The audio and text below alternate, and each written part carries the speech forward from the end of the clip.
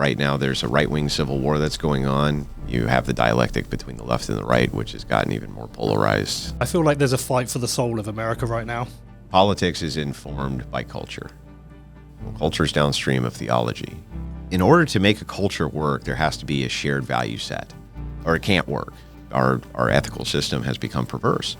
They cannot produce, which is what really the key is, which is community. What institution's ever rooting for you, man? Yeah. Yeah, I know. There's not any. What do you think is really going on? It feels like something deep. You're in an ideological conflict, massive ideological conflict.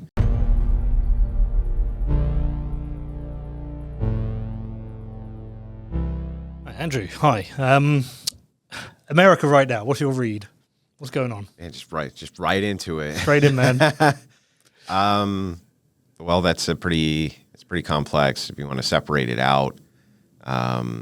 Right now, there's a right-wing civil war that's going on based around policies of Donald Trump and the Iran conflict. You have the dialectic between the left and the right, which has gotten even more polarized. So, yeah, there's a lot going on. I mean, deeper than that. What does that mean? Like, I love American history, and there seems to have been periods in time where there've been a need for a big change in the country, whether it's you kicking us out or dealing with the issues of the slaves. And it just feels like at the moment, America. Maybe we shouldn't have kicked you out. Yeah, maybe. Maybe not. Maybe that wasn't the best idea. Maybe a king was a good thing. Yeah, it might have been a good thing. I just feel like, I don't know, I feel like there's a fight for the soul of America right now. And it's a bit similar in the UK. Our country is so polarized right now. You're either a communist or a fascist. That's it. They're the two choices you've got. And it feels like the next election is like an existential fight. I feel like it's similar here. And neither side is actually either of those things. No. Yeah. So, which camp do you fall under? Would they call you the fascist or would they call you the communist? They'll call me the fascist, but I don't vote. I kind of tend towards, I say libertarian, but not in a like utopian sense. I just want smaller government. I just hate the government. So yeah, because I want smaller government, I'm probably more conservative and traditional and like marriage and children and family. So I'm a fascist. Well, you have a lot of reason to hate your government, like especially post-Brexit, where they didn't actually exit. They didn't do shit. They didn't do anything. They didn't do anything. No, they didn't. I would be pretty pissed off if I were you too. Yeah. Yeah, but I mean, it's getting terrible now in the UK. Londonistan. That's what some people call it. I mean, it's what 37% native whites now, so it's changed a lot. But London's actually still a great city. I'm more worried about the economics of the country. You can fix the immigration problem. If you don't fix the economics, we're truly screwed. And I think that's a similar problem here. You think so? Yeah, I do. I think a lot of the problems are downstream of corrupt government finding a way to steal your money all the time. Well, I mean, that's true. There is a large base, like in America, the theme is if it moves, tax it. And if it moves again, tax it again, right? In fact, it's so bad that you can't even avoid taxes in death. If you die, you still get taxed. And then there's an inheritance tax on top of that. So you get taxed for moving businesses between states. So, I mean, some economic reforms here would be pretty good. Trump was pretty good on that, though. Trump was pretty good about pushing some economic reforms through, especially with his first go-around. I mean, he did a massive corporate tax cut that seemed to help people out quite a bit. So, yeah. Okay, back to my original question. What do you think is really going on? It feels like something deep. Yeah, I don't know if you say something like, what are we referencing here in the political arena, or the undercurrent of American society, I don't know, maybe the social cohesion issue, or yeah, but I think I do mean that, but I think it's downstream from the political climate. You think so? I think so. Yeah, I think it's downstream from the religious climate. Okay, interesting. Yeah. So the way I look at it, do you agree that politics is informed by culture?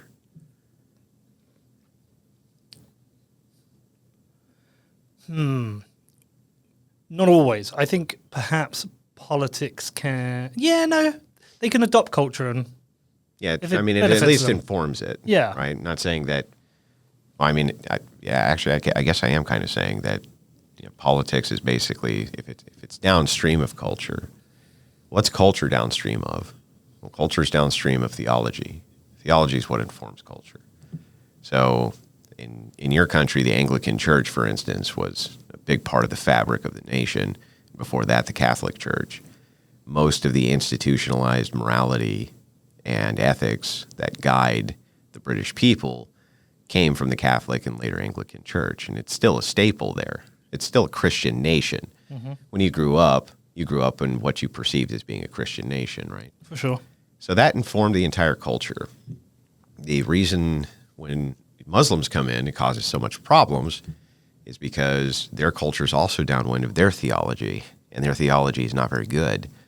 And so since it's not very good, they create really trash cultures. And so they try to blend that culture with yours, and it ends up destroying the culture that you're in.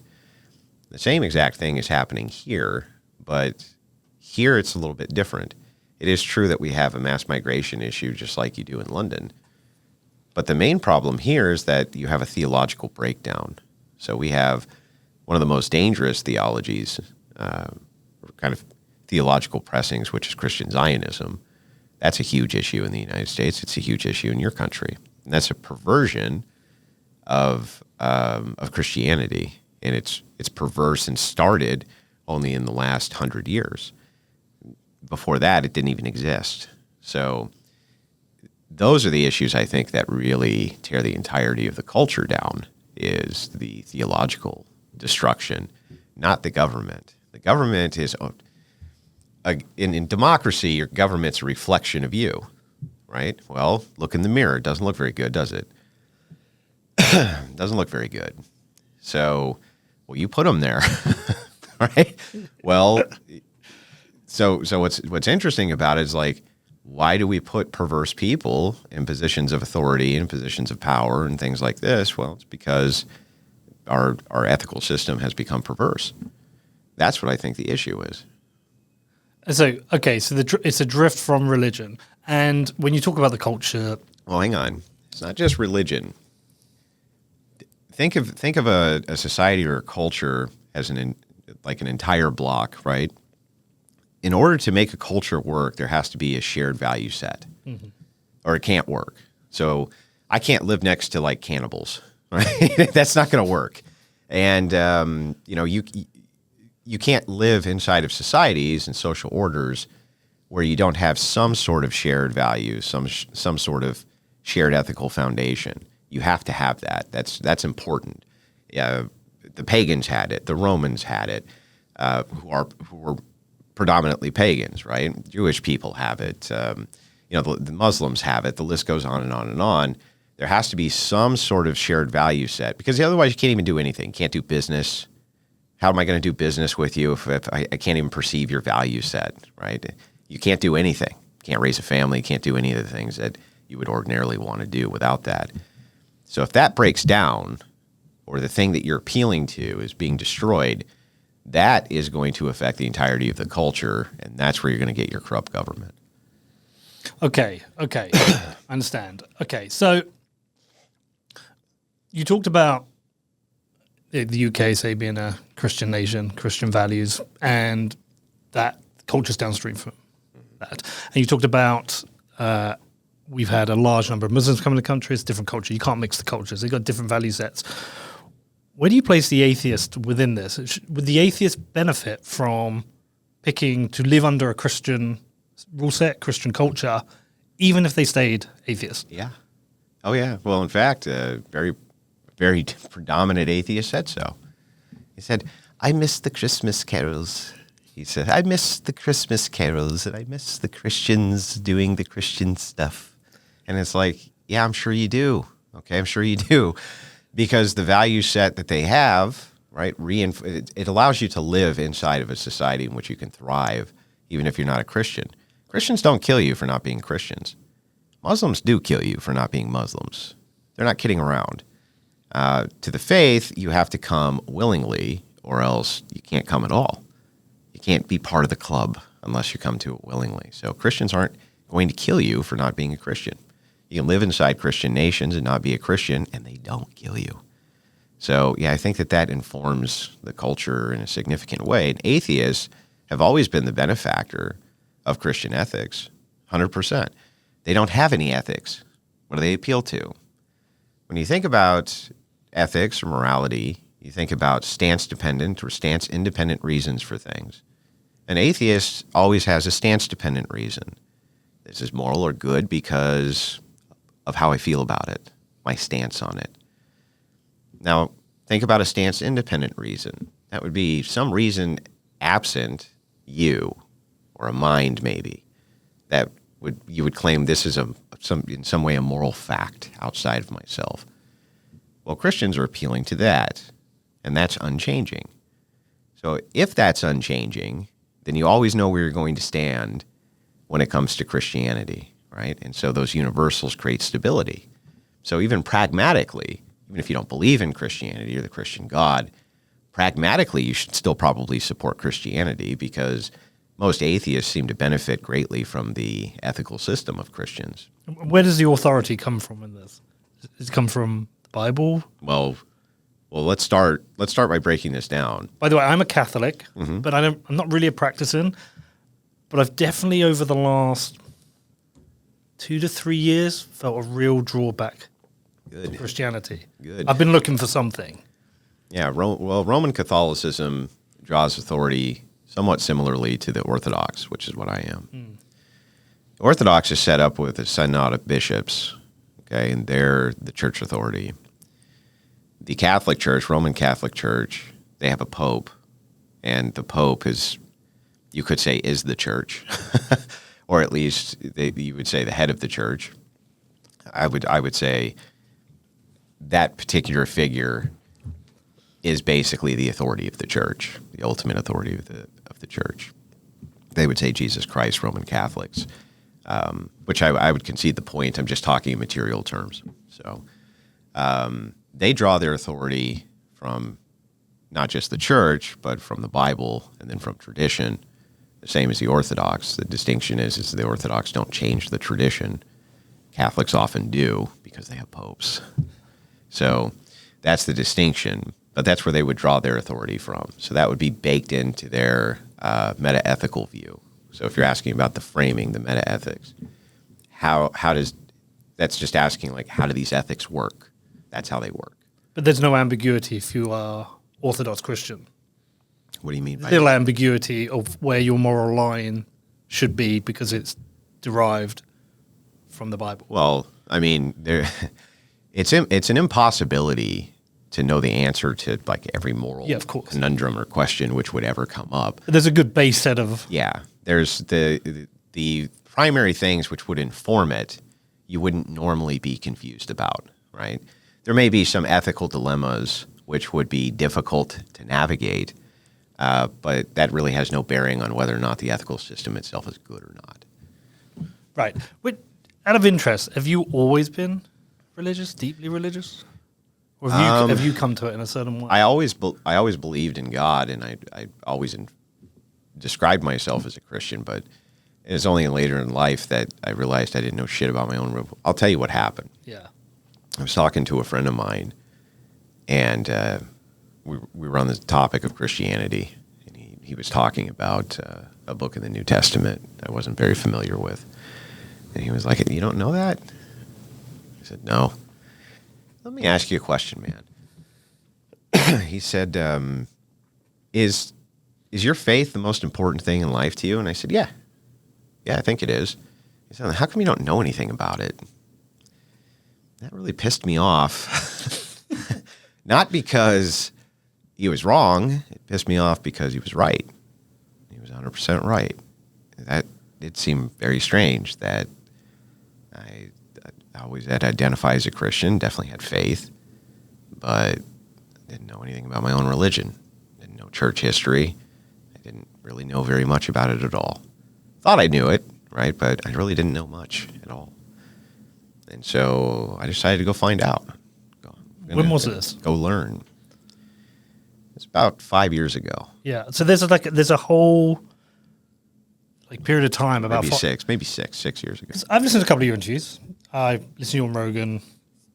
I listened to your Trig show recently. Like I'm aware of the journey, right? The COVID lockdowns, debating crazy people online. Yeah. And then, but But I assumed this religious moment was around the same time. It started before the COVID lockdowns did. Okay. It started before that. The issue came into place like I didn't know where to start. That's why I don't know where to start. Yeah, where do you even begin? So I went on, like everyone else, I went online and started listening, podcasts, things like this. And it was actually my wife. She was the one who turned me on to orthodoxy. And first thing I said is like, that's heretical, crazy cult stuff. That's the very first thing that came out of my mouth. Fool that I am.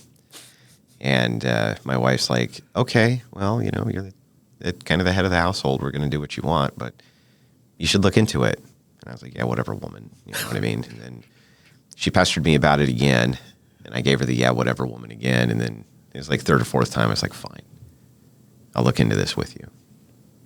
And it's the best decision I ever made. So I started looking into it, started at first just consuming mild content about it, just try to understand how it worked. Then we started going to a church to check it out. And I remember that was an experience. And I was talking to the priest after.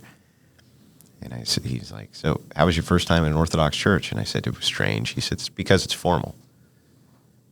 I said, what do you mean? He said, well, when you go to worship God, don't you think that should be like a big deal? That's a pretty good point.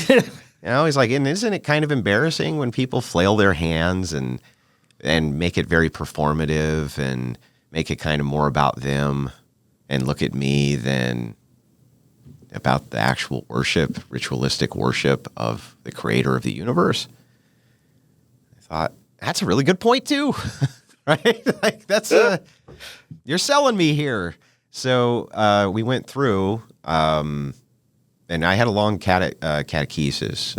So I was an inquirer first, and then I was a catechumen for years before. What does that mean? It just means like, let's just say like Orthodox Christian in training. It's when you properly catechize Christians, one of the problems with evangelical churches is you come in and they'll say, do you love Jesus? And you say yes. They go, bam, baptized. Now you're a Christian. Well, you got a problem there, which is that's the creation of a heresy machine. So if you're not familiar with the dogma, or you don't understand the ins and outs of the religion, I'm not saying you have to have like large expertise, but you should at least understand what you're agreeing to, right? Yeah. But they don't.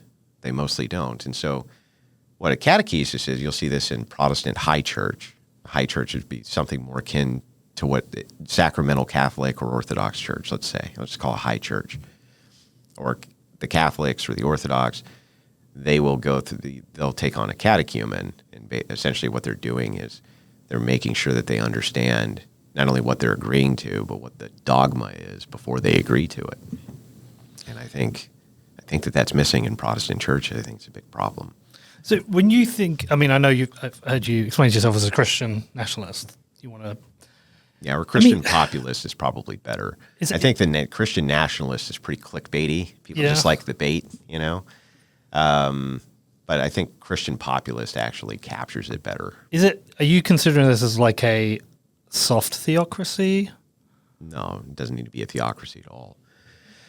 The proposition of Christian nationalism is not a push towards a theocratic state. It never has been. There are some Christian nationalists, I'm sure, who would prefer theocracy, but it's an unnecessary component. The entirety of the proposition is that Christians should embody all aspects, dominate culture, government, right, and institutional power. That's the idea of Christian nationalism. Not that you have to radically change things into a theocracy. That's like unnecessary. Like a spine through everything. Yes, it's the glue. Yeah. So when you think about a culture, if you think about different forms of nationalism, you have civic nationalism, cultural nationalism, ethnic nationalism. These are your three keys. Civic nationalism kind of fails in the way that they kind of believe in magic dirt theory, the idea that if you come in and you adopt just kind of like the similar worldviews of whatever the current glue is, then, hey, you're part of us now. That's great. Problem is that people have radically different views and they tend to subvert cultures. So bringing in a lot of people into your culture who don't agree with your cultural standards usually change your culture, as you're seeing in the UK. That's a big problem with civic nationalism. It's a big hole that happens. Now, that's not the entirety of the view, but it's a big hole in the view. Now, ethno-nationalism gets a little bit better. So they're saying, like, look, we agree there needs to be some kind of glue, and we think that glue is race. And if everybody's the same race or it's dominated by the same race, you're going to get a lot more cultural cohesion. Now, there's some truth in that, right? If you have a racially homogenous group in a nation, they actually do tend to get along better than if you have mixed racial demographics in large percentages in nations. That's factually correct. If you scream racism or whatever you want, I'm just giving you the facts. Cultural nationalism is looking at the problem in a more holistic way. It's saying that culture has underpinnings of glue which hold it all together. Now, race alone, that's not what holds the culture together. Maybe it helps. Maybe it helps that everybody is homogenous. I think certainly, but the value underpinning seems to be the like reinforced glue. That there's some sort of shared value structure there. An example in the United States might be something you'd point to that's easy from the civic nationalist perspective is patriotism. When I was growing up, people were pretty patriotic. We said the Pledge of Allegiance, things like this. You were pretty patriotic. When 9/11 hit, the recruiters off station had soldiers, going a mile for people to get in because they were going to go kill the shit out of whoever the hell attacked us. That's a very American kind of thing, a very American type of glue, the patriotism. Like, we'll put all of our differences aside to go fucking kill you. Okay? If you fuck with us, we'll put all of our differences aside and we're going to go kill you. And that's the end of that. Well, there's something to be said about that acting as a glue. Now, it's not the whole of the glue that holds society together, right? But it's a piece of it. And so when you start taking all of those pieces and you start taking them out one at a time, the whole thing caves in, right? So what is the underpinnings that allows all of these more micro pieces like patriotism, family value, not polygamy, but instead, a single wife for a single man, right? The idea of families need to be raised by their parents, things like this. The underpinnings there are all one thing, Christianity. So all of that informs all of these other things. So Christian nationalism is a cultural nationalistic viewpoint and lens in which to view society as a whole and then identify problems within it. And usually the problems that you identify is when you start moving away from the ethical purview. And so that's the guideline to do that. And do you find like I've been finding in the UK, there's almost been, I felt like an attack on religion for a good 10 to 15 years. More than that. Well, yeah, I mean, but I think a more recent, like political attack on Christianity. But I feel like certainly in the UK that all the kind of hopes and dreams that have come from the lives that we should have and what technology will bring and what culture will bring, and it's just not happened. We have a very angry and upset nation at the moment. I think our country's depressed. Do you think Christianity is something that can bring people back? Do you think it's people looking for that, filling that hole in their life? Not only are they looking for it, but I'll tell you the thing specifically within it that they want the worst. And it's the quiet part out loud. Christian atheism and secularists, they cannot produce this single result, which is what really the key is, which is community. They can't reproduce community. They try. They try all sorts of different things through community organizing or some value set that you can strive towards, things like this. But the church itself and churches themselves, they act as a strengthening bond in communities. So if you're heavily religious, you're heavily Christian. And what I mean by that is you don't just go a lot, but you partake in sacraments and you're heavily involved in your community itself. Your divorce rates, they plummet, right? Generally, your satisfaction levels go up. These things go up. Well, why? It's because you have a massive community support network. Huge community support network. You have the entirety of a church behind you, man. Like, they're rooting for you. They're there for you. They're like, man, we really want you to do well in life. We want your marriage to stay together. We're going to help you out. We're going to make sure that, your wife gets the proper counseling, or that if you guys are having marriage troubles, that we can really sort this out. They're there for you, right? That's the whole point. Like, they're rooting for you. Where the hell else does that happen? What institution's ever rooting for you, man? Yeah. Yeah, I know. There's not any. In fact, they're all trying to fuck you, right? I mean, look, in the UK, the institution of the pub is rooting for you. They're not even rooting for you. They are, your buddies. Well, they'll laugh at you when you fail, but make fun of you, but they secretly want you to win. No, I understand it. Yeah, there's nothing, and that is not a thing which is replicated. They have a moral duty to root for you. Imagine that from just a purely pragmatic lens. Forget Christianity altogether for a second. It's just like, from the purely pragmatic lens, imagine having access to a community of people who are morally obligated to root for you and assist you in your life to achieve the various things you're trying to achieve within the moral framework of that religion. Like, of course people miss that. Of course they're like, well, this is great. Of course they find it again and they're like, this is, what was the hole that this filled? I'm confused. Like, that's the hole. The hole is that we're communal creatures. We live in communities. We live with each other. We rely on each other. And we've become the West has become a very cutthroat place of people just trying to knife each other in the back. Mm-hmm. And I got to get on top, and it's a dog-eat-dog world and this and that, right? And so it just becomes this, like, pound you down every day.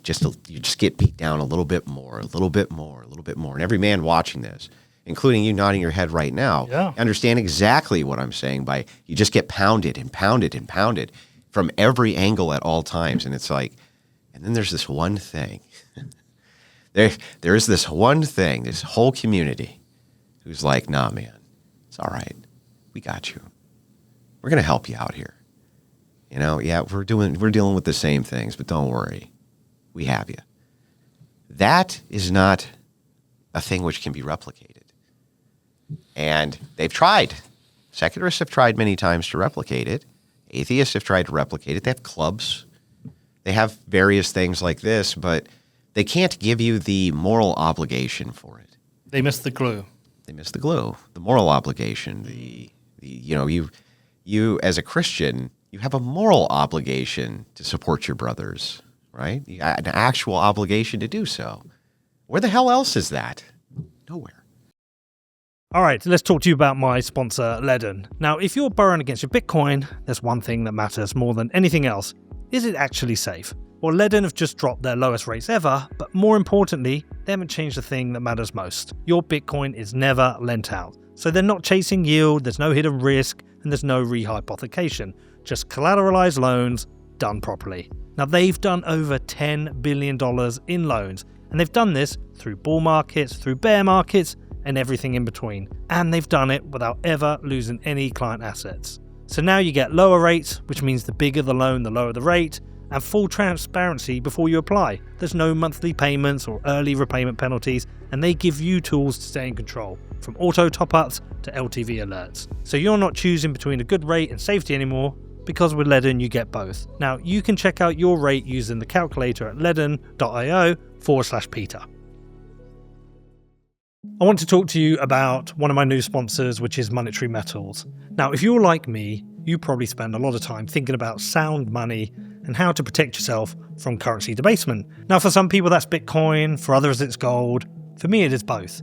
But here's the thing about gold. Most of it just sits in vaults doing absolutely nothing. Monetary Metals is changing that. They let you earn a return on your physical gold holdings, but they pay it in gold itself, not dollars. So instead of your gold just sitting there, it can generate more gold for you. So to put it simply, if you deposit 100 ounces and earn around 4%, at the end of the year you're going to have 104 ounces of gold, regardless of whatever happens to the price of gold in dollars. And in a world where fiat currencies are constantly losing value, earning a return in actual gold ounces is pretty cool. It's essentially making your gold productive instead of idle. Now, if you hold gold and want to learn more, check them out at monetary-metals.com/McCormack. That is monetary-metals.com/McCormack. I'll tell you something I've noticed back in the UK. You might have noticed it here as well. But I'll tell you a personal story and then a general story. A personal story was ambition, like ambition in life. Go to school, work hard. I didn't bother with university. I dropped out. But like work hard, build a business, make money. I did all of that. And got to the point I thought I was meant to be at, and I was like, I don't feel that thing I'm meant to feel. Like, where is it? I'm meant to feel something. Look, I can afford the shopping and have a holiday, but like, where's that thing I'm meant to feel? It just doesn't happen. Even with the podcast before, I told you, it did really well. Didn't feel that thing. Mm-hmm. I mean, maybe temporarily. You mean fulfillment? Yeah, well, like temporarily, like a guy in an elevator in New York going, "Oh, I listened to your podcast." That's kind of a cool moment. But like general life fulfillment, it just didn't exist with that. And so that's like on a personal level. But I have noticed quite a lot recently, and especially with women, there is this feeling that's like, what am I doing this all for? Yeah, I've seen the videos on like TikTok or Instagram where women are saying, why am I going to work? I don't want to do this. And so I think there's generally a lot of people are feeling like, well, this whole system, like you said, it beats you down. It kind of works backwards. Yeah, it works against you. Yeah. You know why? It's because we organize it.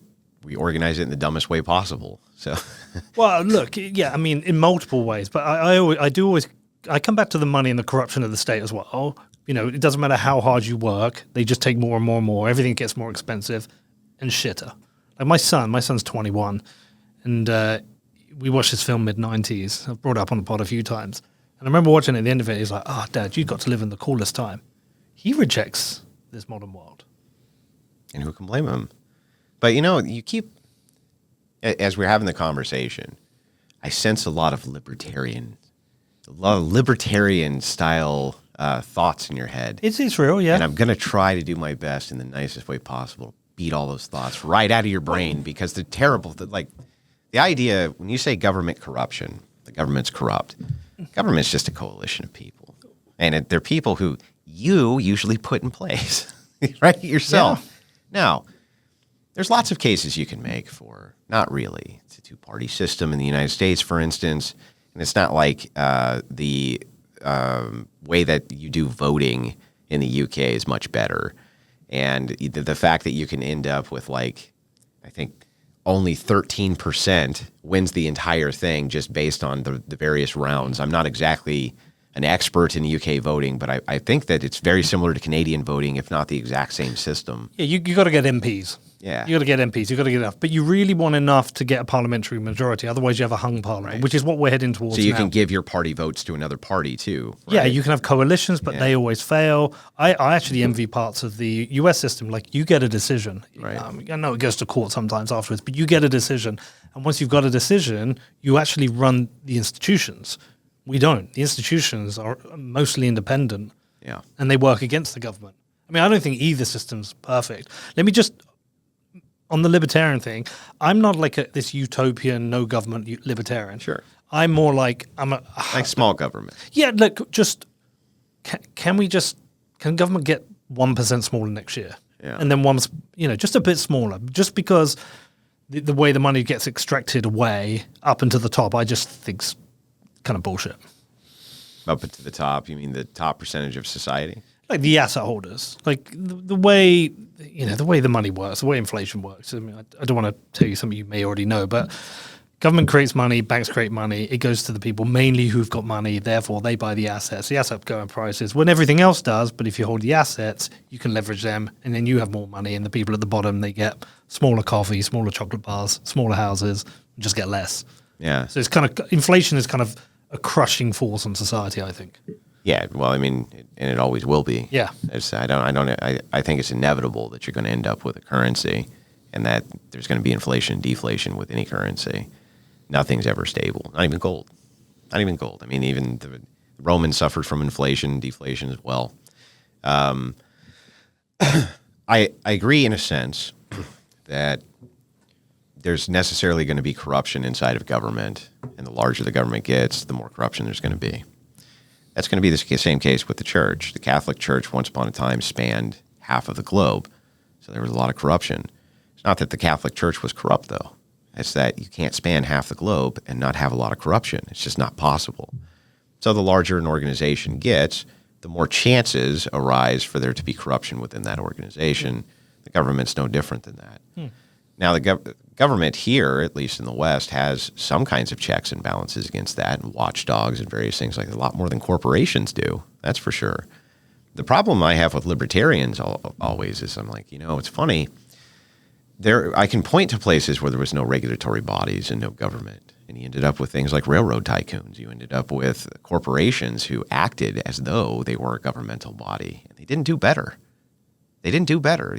People still owed their soul to the company store, and they did indentured servitude. They did all sorts of different things. Corporate powers themselves are not immune from the same exact corruption as governmental powers.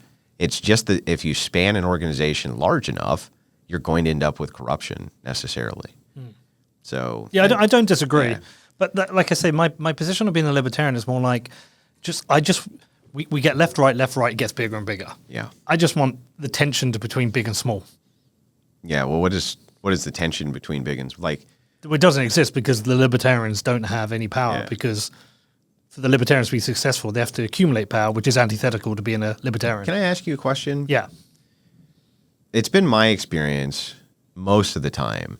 If you meet a person who's super poor, or somebody who's really rich, and you sit down and you talk with them, if you ask a poor person, "Are you here? Are you in this situation because of things that you did, or because of things that happened to you?"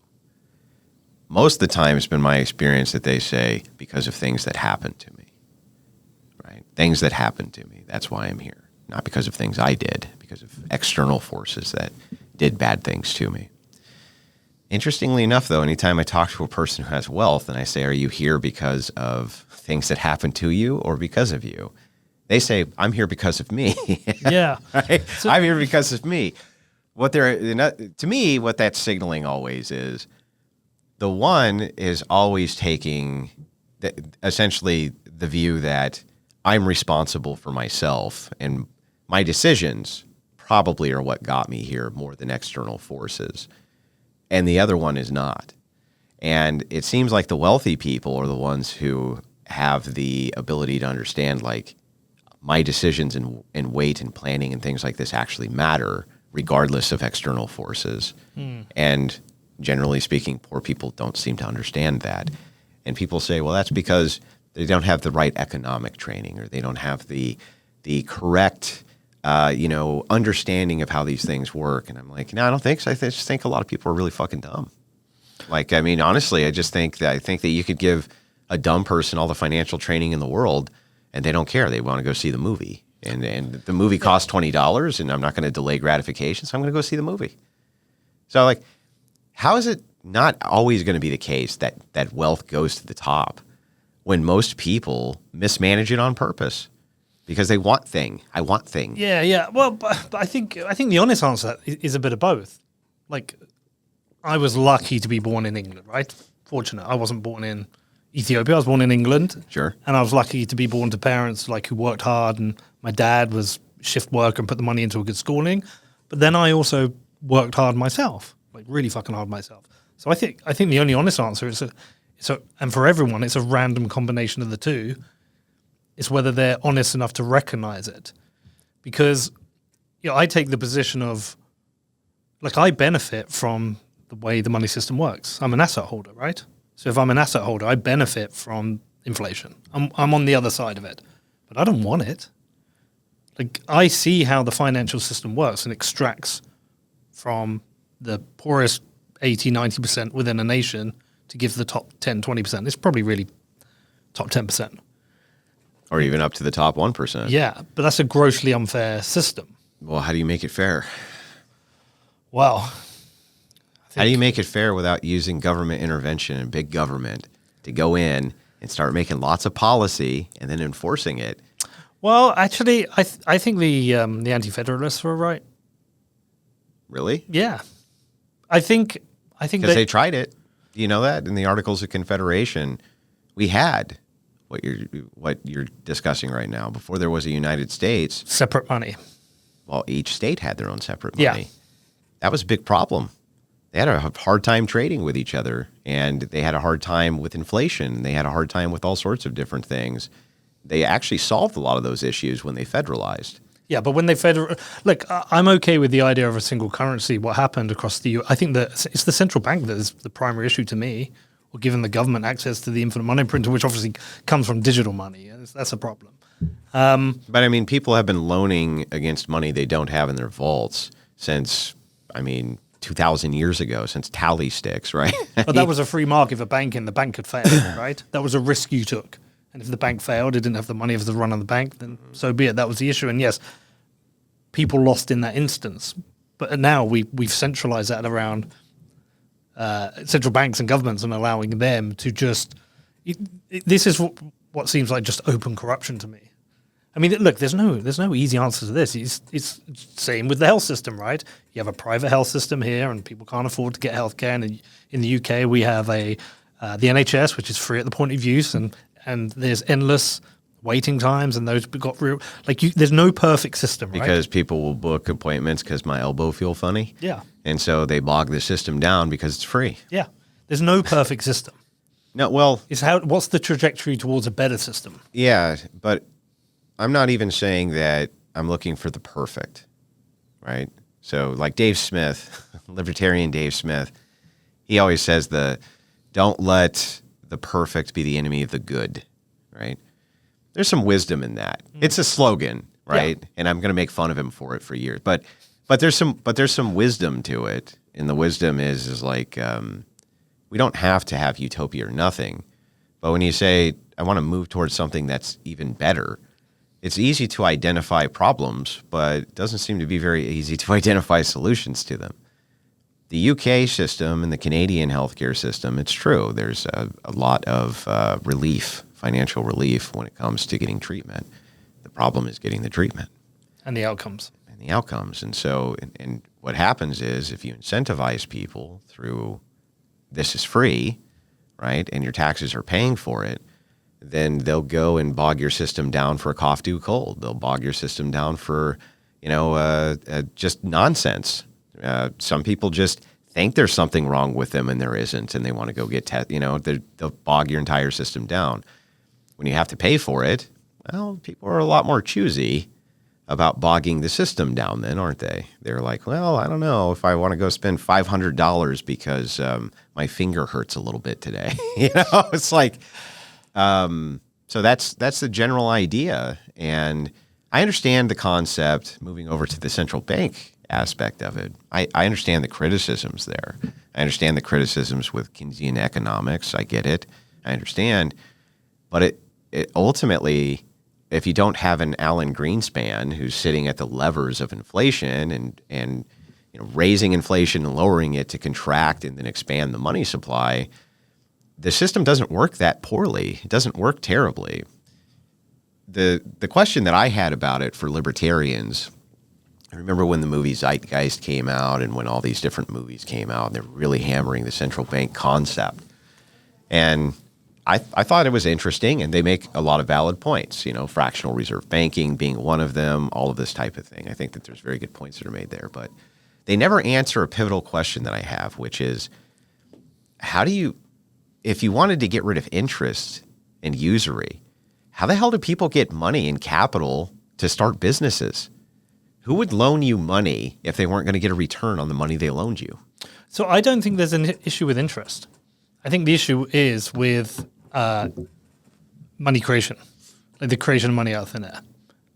So when a fractional reserve banking, a bank can create a loan to you to go and buy a house, and that money is just switch on a machine. Suddenly there's more money there, and those, I mean, if you go and look back when we had 0% interest rates, where was all the money going? To stop buybacks. And so you've got an advantage. You've got a huge and significant advantage being able to understand and play the money system. If you've got money, you can play it. Of course. Like, I know how to play it, and it's still kind of gross. Yeah. Because you still have to squeeze people at the bottom. I mean, I don't know what it's like for you here. For me, I've come here to the US, and everything seems fucking expensive compared to the UK, and the UK seems expensive. I bought a bottle of water, a coffee, and a granola yogurt this morning. It was $25. Yeah. So that's about £18. Yeah. So in the UK, that would be about £13, and that seems expensive. Like, everything's getting expensive everywhere. I don't even know how some people are coping. They're not coping. They're not doing well, no. Is it bad? Is it bad here as well? Yeah, well, I mean, food prices are not low, that's for sure. And gas prices are up. And home prices are through the roof. Yeah. Yeah. So there's definitely issues, and a lot of that's inflationary, and some of it comes from the COVID relief that we're just now experiencing the effects of what happens if we give, billions and billions and billions of dollars of free money to the populace. Well, that's going to come back around. It's going to inflate the currency. The more you expand the currency, the less value it is, right? The less value it has. But should there be a goal then to, like, should government? Like, the Keynesian argument was, in the Great Depression, you had to find a way of getting out of it. You had to create the money to get, and the Keynesian argument was it was there for times of emergency. Mm-hmm. But now, if you look now, we're in permanent emergency. Well, that was also looking at demand side economics, not just supply side, right? Sure, but so that was an important part of that whole equation from Keynes. But it's like permanent crisis now and a permanent need to constantly expand the money supply. There's an obvious benefit. We used to run a surplus in the UK. Yeah. We're only $3 trillion. Yeah, GDP go up. GDP go up. Yeah, GDP go up. Yeah. All that matters is that GDP go up. Yeah. They also expand human capital to do this, which I think that's where a lot of the mass migration in the U.S. comes in, is the expansion of human capital because GDP go up. GDP go up, but GDP per capita doesn't go up. Doesn't go up. Well, and wages don't really go up. At least they don't meet with inflation, right? Wages don't seem to meet with inflation. So people have to do a bit more with less, right? Mm. But on the other hand, there's a flip side to this, which is interesting. The poor people who are here are still richer than the poor people who came before them. Sure. And so that's the wild aspect of this. Is like, yeah, the rich are getting richer, but so are the poor people. Poor people are getting richer too. They're not going hungry. But I think sometimes it's relative for people, right, as well. Yeah, compared to 50 years ago, 100 years ago, 200 years ago. Mm-hmm. But at the same time, we live in a global society where everyone just sees everything all the time. They just feel like they don't have much compared to others. Yeah, but there's also another issue, which is in the Great Depression, people had to do without. For instance, I was talking to a gal the other day. Her grandma kept rubber band balls, just like balls of rubber bands, because they kept everything in the Great Depression. You never know when you're going to need a rubber band. Now I got a lifetime supply of rubber bands, so I'm not going to have to go buy them, right? In some ways, I think that informed a lot of spending habits in a big way. That was very helpful to people, and they understood what it's like to go without. But we live in a pretty materialistic-based society. People want it, and they want it right now. And they'll spin themselves into debt and oblivion in order to do that. And a lot of these things are these traps of like the higher-ups putting the squeeze on the little guy. They really couldn't do that if the spending habits of people drastically changed, but people are pretty irresponsible with money. Yeah. And so, of course, it's going to go up to people who are not irresponsible with money. They're going to find ways to figure out how to remove your money from your wallet and give it to themselves. Of course they are. But isn't that always going to be the case, that you're going to have an elite class that just understands, hey, if I actually understand how to manage money and manage time with money, then I'm going to be able to make a lot of money. Sure. So. Look, I agree. You'll always have an elite class. I think my contention is this. I don't know if you've got kids, you talk about it, but I've got 2 kids, right? Yeah. And so I think about, what do I leave them with? I can leave them with capital or property and hopefully some wisdom and, some knowledge and some ideas how to be like a good person. Don't leave them with nothing. Make Even them figure it out. Do the Bill Gates thing. Just be like, I'll burn it before you get it done. Anyway, go ahead. Usually my son makes my show with me. If we were in London, he would have been there and he'd been staring you down at that point. That's right. But like you want to leave it with some things, like just some opportunity. And if you think about it, like for your kids to have a good life, you want their peers to have a good life too, right? The people around them. But at the moment, the way society operates is the way the debt works is that we are constantly borrowing from our kids' future for what we want now, collectively as adults. Yeah. And when you think about it, it's like if somebody asks you to make a sacrifice for your kids, I don't know about you, I'd make a sacrifice for my kids. And I'd make sacrifice for my kids' peers, right? But collectively, when it comes to the collective next generation, the Zoomers, we aren't. We're just saying, hey, you're fucked. We want stuff now. We want shit now. We don't want debt. But give me a government that says, you know what? We want kids to have homes. I mean, I know you want kids to own homes, to have jobs, to be able to have children, and hopefully one salary could pay for that home, like it used to be, right? And to do that, we have to change this financial system. And the reason I bring it up is because I think I know the world you like, the one you want. Because I think it's similar to what I want, which is family, structure, community, and children. People having children. It's the best thing in the world. Agreed. They've got to be able to afford it. So for Christian nationalism to work, you have to be able to afford Christian nationalism. And to afford Christian nationalism. Because it's the poorest people have the most kids. Is that true? Yeah. But is that what we want? Well, what I'm pointing out is that this cope of like people aren't having kids because they can't afford it. People used to have kids in ditches. Yeah, sure. Okay, the need to reproduce, the overwhelming desire to reproduce, was never curtailed by materialism. It's a rough world out there, right? And it's a tough place to be. So what do you think's curtailing it now then? Well, there's only one factor, really. There's more than one. Sorry, there's never one, right? There's always multiple correlates, but I can give you the main factor. It's that women are supposed to get pregnant in their 20s, and they're not because they go to college instead. That's it. It's really the primary thing. They take their reproductive years and they spend them at college, and they don't have kids. So they start having kids when they're in their very late 20s or early 30s. Where it's much more difficult. And not only more difficult, but you're probably not going to have very many. And they don't. They have less. They're under replacement, which means they're not replacing dad and mom. So you got to have at least 2 kids. You got to replace you and you got to replace the woman, right? That's 2. So you got to have at least 2. She's got to have at least 2 kids to replace just you 2. In order to expand the population, she has to have 3, right? So that's not what's happening. We're way under replacement rate. So population... It's 2.3, the actual replacement rate, isn't it? For some reason, like deaths. You actually kind of want it a little higher. You want it around like 3.5. Like 4 or 5 is even better. But that's a growth rate. Well, but if it's the case that your population isn't growing, right? So if we still have 330 million people now and we had 330 million people 25 years ago, where the hell are they coming from? Well, they replace the domestic population with immigrants. That's what they do. So that's how it works. If the population doesn't replace itself, it's going to be replaced. So that's a huge issue in society.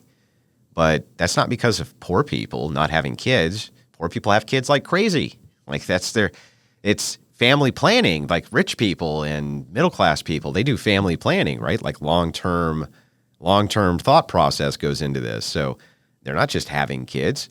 It's those irresponsible poor people who are having all the kids. So that's kind of backwards, right? But as far as you saying, hey, people aren't having kids because they can't afford them, it's like, well, they seem to have more kids if they can't afford them, actually. I think it's a different argument, different levels. Maybe that, I don't know the stats, so maybe at the poorest level that argument works because it's based on welfare, based on they can afford it through living on welfare. In the UK, we're pretty good to people who don't have jobs and don't have kids. Yeah. Sorry, who don't have jobs and have kids. So are we. But we have a large middle class, but that's declining. And I would say it's within the middle class where they can't afford it because they've got this set picture of the world they want. They want to go to college, get a job, earn a six-figure salary, then get their house, but they're not getting the six-figure salaries, and they're not able to move out. And even if they're getting a good start, if you get here's a stat for you. My dad's an aircraft engineer. My mum was a nurse. She had 3 kids, right? The first house that he bought was £12,000, and he was on £3,500 salary. So it's about just under 4 times. The same house now costs £380,000, and the same salary is about £35,000. So it's now 10x that. And so that's been a problem for the middle class, in that the middle class kids trying to get on that ladder. And I witness it through my son. I see the experience he's going through. Yeah, but how is this not a problem with the way that we're organizing society? Oh, it totally is. Yeah, the idea is you want women to go in the workforce. That's going to create more money in the workforce, right? Doesn't that naturally lead to inflation, the same inflation that you don't want to see? Sure, because you've got an oversupply of labor now. Yeah, exactly. And a lot of it's useless labor. And then you have a useless market in universities where these women go and get degrees that they don't even use in the private sector. They're just told that they need to go to a university. And then that cuts their reproductive years, right? So they don't have as many children, and they're getting married older. And oftentimes now they're getting married after going through 50, 60 men, right? And that becomes less appealing when they're in their 30s then to marry them. And where do they meet all these men and do all these parties and do all this degenerate shit? You guessed it, college, right? So go off to university, do degenerate shit, get a degree that they almost never use, right? Barely ever use them. They get them in, psychology, saturated market. They get them in, communications, saturated market.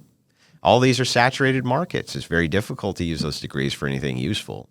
So now you have a propped up industry, right? But that's a problem of organization. The propaganda should just be going the other direction, shouldn't it? Instead of saying, hey, young women, you should go to college and sacrifice your reproductive years for a job. You just send the opposite message of like, hey, you should really be focusing in your 20s on, settling down, getting married, looking at having children. Here's incentives and tax breaks for having them in massive quantities. And by the way, society is going to find very good ways to thank you.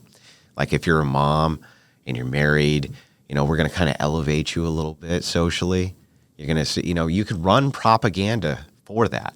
So an example of this, and I'm sure it's the same way in the UK, when your soldiers are in uniform, I'm guessing that there's a certain amount of like social etiquette and respect that's usually given to them. Sure, it's like, I've seen it different here. I mean, where you get the soldiers get to go on the planes first.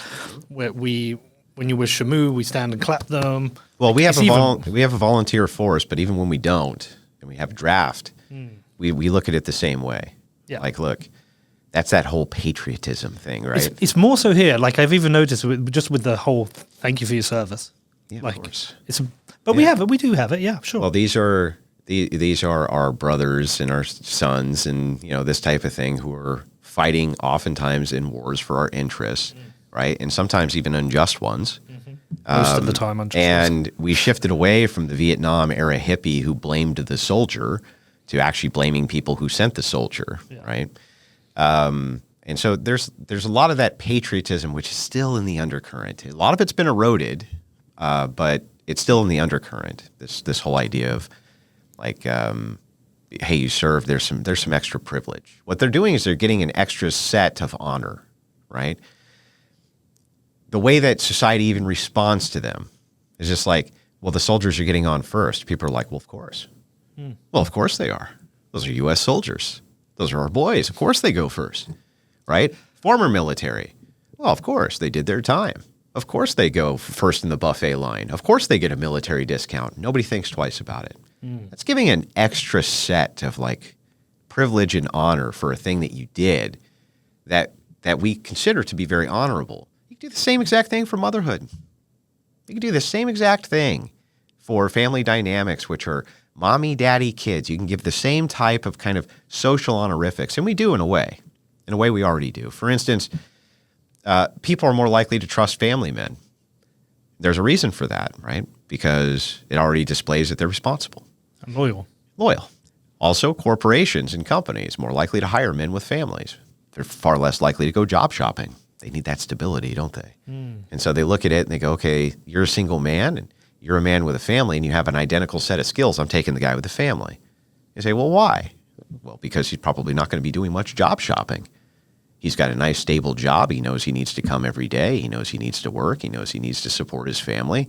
And if it's stable, right, then he's a happy guy. He's going home. Now, the after single work. guy, on the other hand, he can be like, well, I could be out of work for a couple of months. Screw this place. I'll be fine. You know, and now all that investment that they put in him is now problematic. So there's already certain privileges that come along with it anyway, with just the very idea that you're probably a more responsible person, more loyal person, right? Things like this. Also, when you'll even hear this, oh, come on, man, that guy's got a family, right? Like maybe a company's gonna cut a person out, or they're gonna downsize, or this or that. Might be a lot more likely to downsize people who don't have a family. Just off the base principle of like, oh, come on, we can't get rid of him. He's got kids at home, right? Meaning we know and understand that there's mouths to feed that this guy's responsible for, and we have some sort of empathy towards that in a way that we don't towards this other class, right? That's all like holdover honorifics. All I'm talking about doing is like really super turbocharging that shit to like 9,000, right? All right. So you see, and I would agree with you, but you see the birthright as an existential problem for the nation of America, as I do. It's the still least talked about largest problem on planet Earth. Yeah. And so you've diagnosed it, and your solution to use Christian nationalism. How do you sell that to such a large number of people? Because how do you sell to all young women that, you know, yes, go to school, but you probably shouldn't go to college. You should find a guy. You should settle down. You should be having children young. How do you sell that to the young guy? Because we sold hedonism for so long to young people. Like, how do you reverse it? It feels like and look, I know one of the answers is that my daughter, I had the conversation a man's not meant to have with a woman, but of course I'm going to have it with her. I said to her, you know, if you want to be a mother, you should be thinking about this in your early 20s and be prepared, be ready for it. And by the way, if you don't want to do the career thing, if you don't want to have a long-term career, if you want to do something more in the community and maybe settle down, I will support you as your father. But that's one guy on his own, you know, who thinks like this, and you're probably similar-ish. How do you make that? It's almost like we're on a war footing here to solve this. A war footing? I'm almost like a war. If this is existential, 1,000%. Yeah. You're in an ideological conflict right now. Massive ideological conflict. But do you think, how do you win that? Because it's a... Well, this is now an info war. Interestingly enough, political commentator Alex Jones, Yes. who is currently in a tit for tat with Donald Trump, because I still think that the guy likes Trump, honestly, and I think Trump kind of likes him back. But there's egos in this thing, right? They're gonna go back and forth for a while. Maybe it'll settle down. But he was right years ago when he said, you know, primarily the weapons of warfare have changed domestically into more of propaganda. But really, when I started looking at it, I recognized he was kind of wrong in that. Going all the way back to our revolution, the Revolutionary War, it was all propaganda. I mean, all of it was propaganda. The very axioms of the Bill of Rights, just propaganda, or Declaration of Independence, propaganda. It was all propaganda. It sounded really good, right? Got in that psyche. And it really, I mean, just imagine how good it must have felt to hear that. Like, we're free, right? God himself has ordained this land is ours, right? That shit sounds amazing. And that'll really get people turbocharged, won't it? You know, that kind of propaganda. I'm just talking. I think we just need to do the same thing back. The same way that we got here was through propagation in culture, subversion in culture. Subvert it back. Attack back the exact same way. Just do it way harder. So that's what I do, right? I'm a very, very teeny tiny gear in this large machine for sure. But I feel like I'm a rock in the shoe, right? Sure. So what I'm going to do is I'm going to shove this down your throat, essentially, this idea. I'm going to walk into wherever you are. I'm going to slap my balls on your table and say, fuck off. This is how it's going to be instead. Or I'll take your worldview on directly wherever it is that you are. And so the idea there is I'm beginning the push to push out the information. What would be propaganda has a negative connotation, but the way that we're using it here in this context, it's just for ease of the viewer to understand. Everyone understands what propaganda is, right? Or reverse propaganda. And yeah, that's what we need to do. You need to turbocharge it the other direction. And I think that the reason I've been very successful in what I do is because that's part of what I do. So I'm like, no, I'm going to refute all of this, and I'm going to move towards something that's prescriptive that makes a lot of sense. And even progressives that I debate with often have to be like, okay, yeah, some of that makes a lot of sense. You're right. So it's like, yeah, exactly. So if you can propagate it that way, all that you need to change it with women is take the social ideas of feminism and eliminate the trend of them and have the trend go the other way. Can you explain that to me? Yeah, so women tend to follow trends in a big way. And trends inform a lot of their social behavior. So I'll give you an example of this. And forgive my language, but I'm just going to be very blunt. I'm half Irish. It's good. A woman, let's say that a woman publicly, they say, what do you want in a man? Okay. Do you think she's going to be like, I want a guy who's huge and buff and throws me on the fucking bed and just rails me? She's not going to say that shit, is she? Even if she really wanted that, she's definitely not going to say that, right? A man might. A man might be like, they say, what do you want in a woman? It might be like, oh, I want her to have sex with me every day. I want her to, be explorative when it comes to that, and this type of thing. They're going to be a lot more blunt with that. They're going to tell you, in other words, what it is that they want, right? Women, not so much. They actually tend to hide for the purpose of social cohesion, what they actually think about things and what they actually want, what they actually desire. A friend of mine, Homath, yes, it's his real name. Is his real name? No. I mean, it's an online handle, of course, right? But Homath, he's a big content creator, but he points this phenomenon out a lot about the hiding of intention. And he's right. There's a lot of hiding of intention. They're not ever going to tell you that, and they'll even lie. Be like, I want a sensitive guy who cares about my feelings, and we have a lot of talks about this, and blah, blah, blah. They don't want any of that shit. Just lying through their teeth.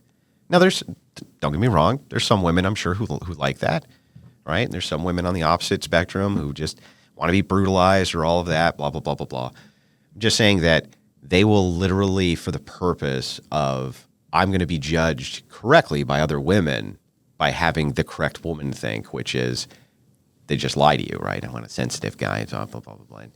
It's like, no, you don't. You're lying through your teeth. And when you start diving into their view more, you find out that they are. And then they start to come clean after a while, right? But you have to really kind of dig into the view. But that's all propaganda. That's 100% propaganda. It's like, if I say this thing, I'm going to be judged poorly on it, so I'm just not going to say it, even though that's actually what it is that I want.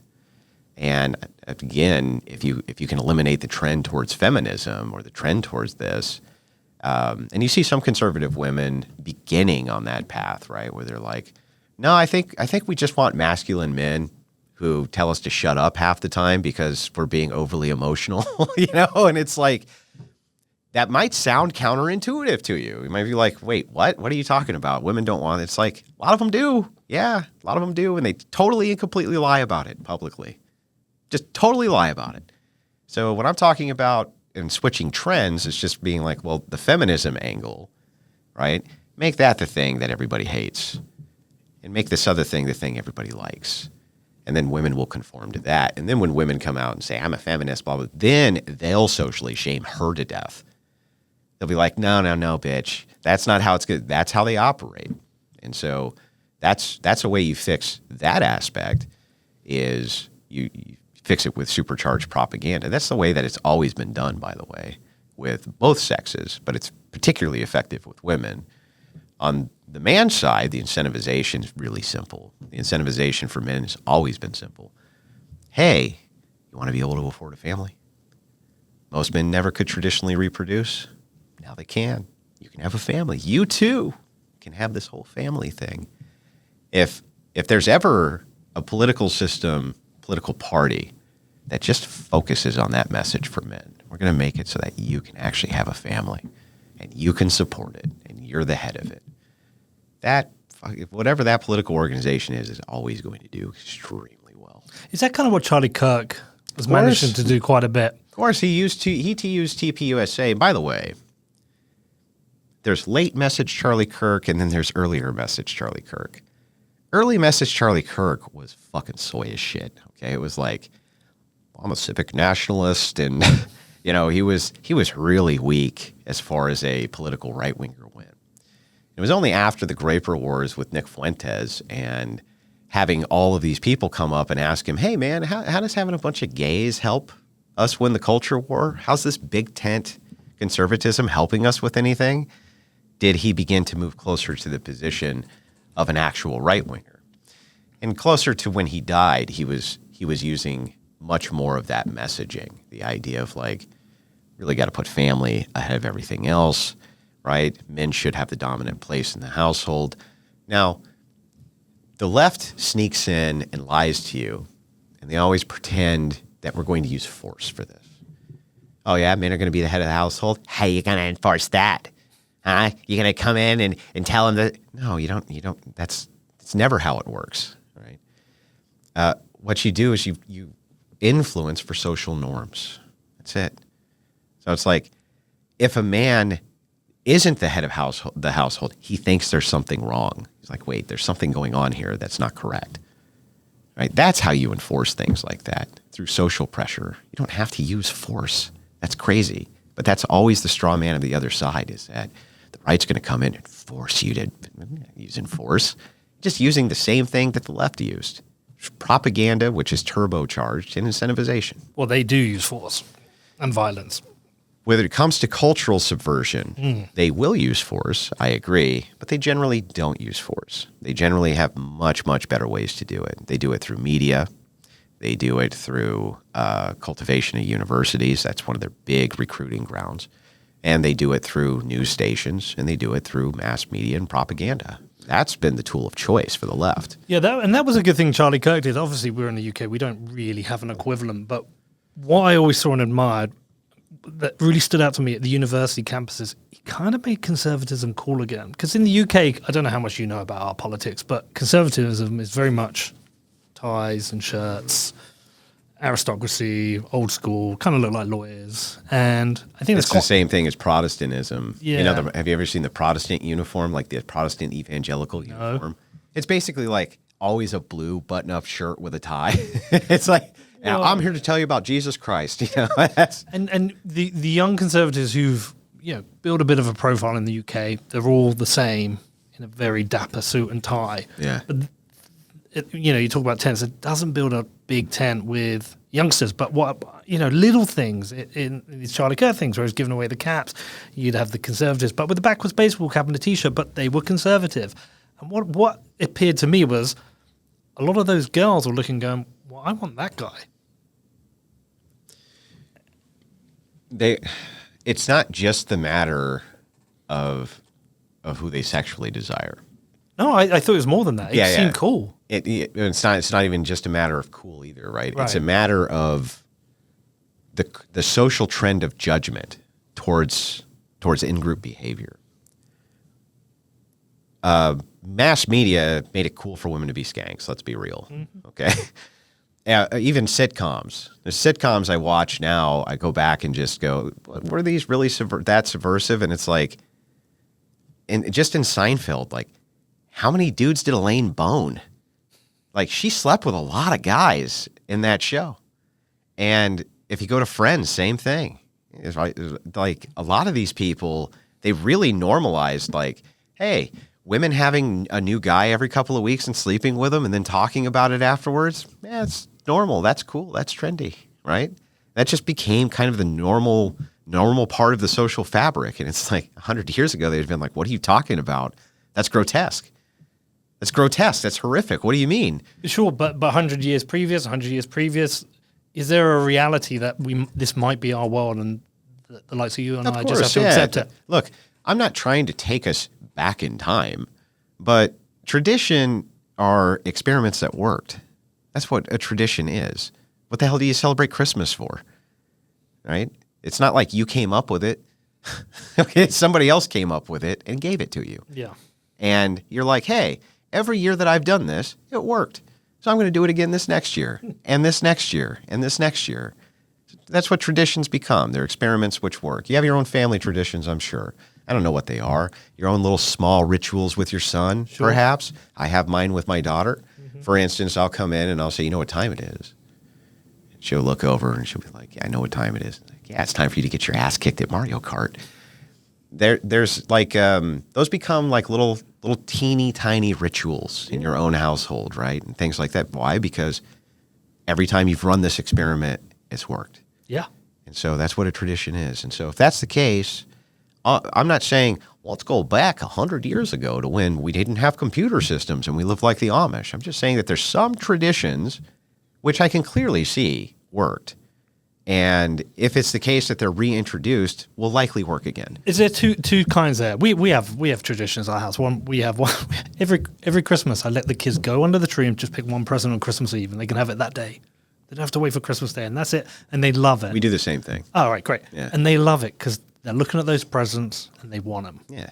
Well, and you're teasing them. Yeah, teasing. Like, in a way, aren't you actually, when you do that, kind of being a jerk, and that's what makes it fun?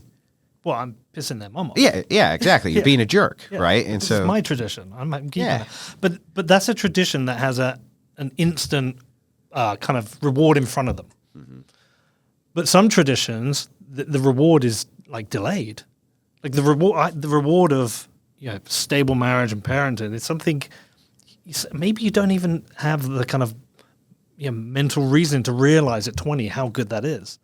Because you're comparing the guy at home with 2 kids with the guy who's going out to the bar. Well, what if it's just like ingrained into the very fabric of the social cohesion? But is that how some traditions die? Some traditions die because the gratification is so delayed that that people don't wait for it. They can't wait for it. They don't realize. I'm not sure any of these traditions have died exactly. Well, do you know what I mean? But like, I think new traditions are made, right? Of that become normalized, and those normalized kind of like set behaviors. We're calling them traditions, right? I'm not sure in this case I would use that word of tradition specifically for this, but something akin to that.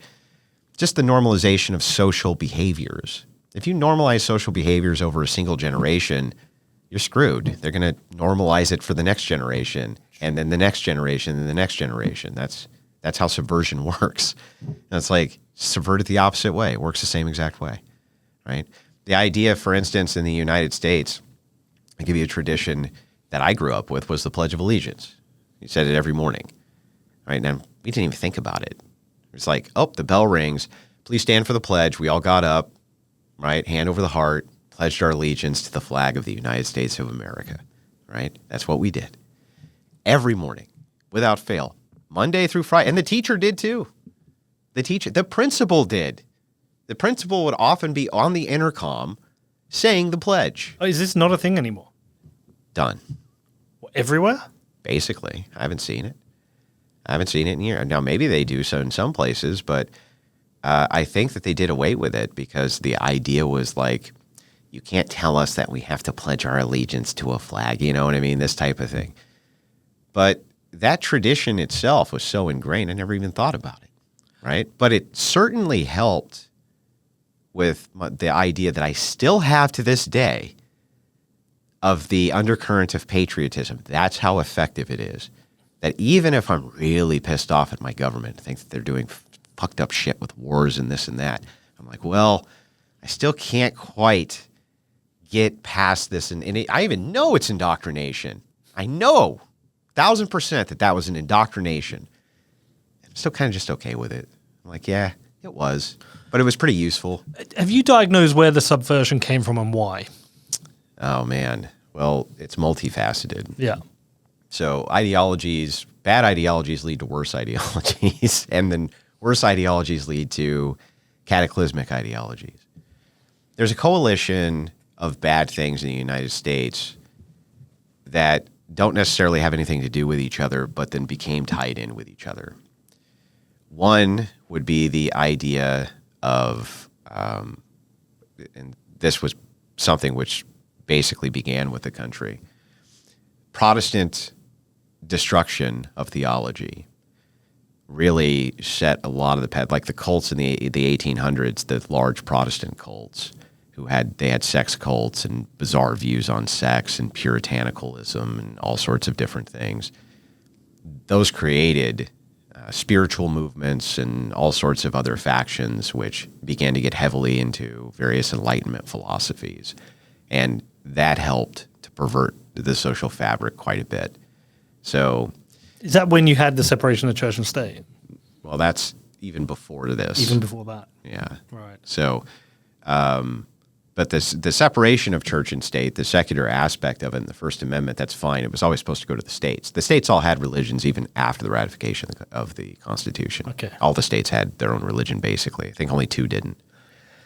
But it's the graduation of Protestant ideals. They fracture into different Jesus camps with different interpretations biblically. They don't adhere to a single tradition. That was the great strength of Catholicism and Orthodoxy, is that there's an intact tradition to appeal to. If you stray away from that, you're exorcised from the body, right? You need to get away from the body. You're no longer part of the church, which is the body.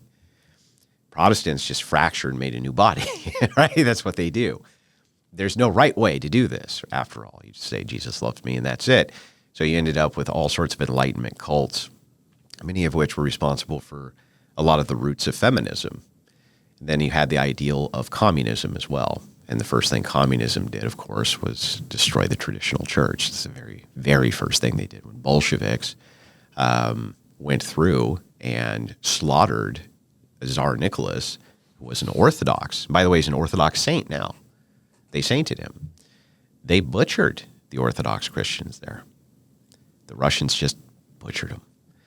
And that was a very traditional church, right? But why? It's because the idea there was, if there's a community inside of communism that doesn't adhere to communism, we have a problem. And what did I say the great strength of the church is? Community. And so communism is right in the name, right? Communalism. And that doesn't work unless the entire nation is practicing communalism under that view. So if there's micro communalism going on that people adhere to more than the state, that needs to be done away with. Now, a lot of these Bolsheviks, right, and Jewish Kabbalists and various things like this, who had their own perverse ideologies, brought them into the United States in the 19th and 20th centuries. And that also created the perfect mesh with these various Protestant sects. And when you mash all these ideologies together, you end up coming up with all sorts of various bizarre ideologies that you don't even think about, like humanism, secular humanism, and the ideals of hedonism as a proper order and function of things, right? To just kind of destroy everything in their path for a new forms of idealism, which are all based around essentially one fundamental concept, which is my rights. I have a right to do X, Y, Z, B, right? But no duties. And so the Christian paradigm doesn't focus on rights. It thinks of rights as being tangential to dignity. Christians always focused things on human dignity in the image of Christ, right? What's undignified? What happened to Christ? That's undignified, right? How do you treat people with dignity? Well, here's how you do that, right? But when that's supplanted for rights, I have a right to this, I have a right to that, there's no entailment of duty which comes with those rights, but there is an entailment of duty which comes with Christian ethics for dignity. So I have a duty to treat you as I would want to be treated, right? I have a duty to do that under my ethical system. I have a duty to not murder you. I have a duty to not do this. So you can entail a right that way. If it's the case that I have a duty not to murder you, then don't you have a right not to be murdered? Perhaps under my view, yes. I would argue that a bit, but perhaps under my view, yes. But under the secular view, no. Under the agnostic atheist view, no. Under the moral anti-realist view, no. There's no entailment of a duty or a right. Right? So that's where a lot of this collapsed was 200-year-old problem. Well, it was actually even yes, it's an Enlightenment principle problem, yeah. And built right into the flaw of this is democracy.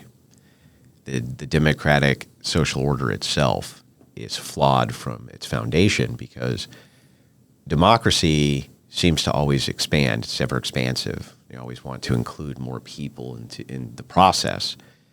And by doing that, you actually cheapen the process. And so we've all become cogs in the machine of the American political machine. That's why so many people are involved, right? It's because you have to necessarily, if you universalize suffrage, create voting blocks for interests. Sure. You're part of interest groups, I'm sure. Yeah. Your interest groups could be economic reforms. They could be this, they could be that, but you don't have any power alone. So you have to get together with other people in order to create a block so that you have some sort of power that necessarily tribalizes people. And that's where tribalism here, political tribalism, comes from. It comes from the ideas of these various voting blocks that necessarily have to get together. Otherwise, they have no actual power.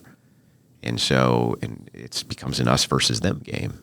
And the tribalism is brutal and it's bad. It causes civil war, in fact. I mean, it's caused all sorts of mass conflict. And the more you universalize suffrage, the more you're going to end up with more and more tribalism. And now the tribalism's even moved between sexes. Women and men don't vote the same. They have very different interests. Yeah. And because of that, women and men are often competing against each other in the democratic cog machine. They create blocks against each other. Women create blocks to vote for abortions, and men create blocks to stop them. Like, that's a bad system.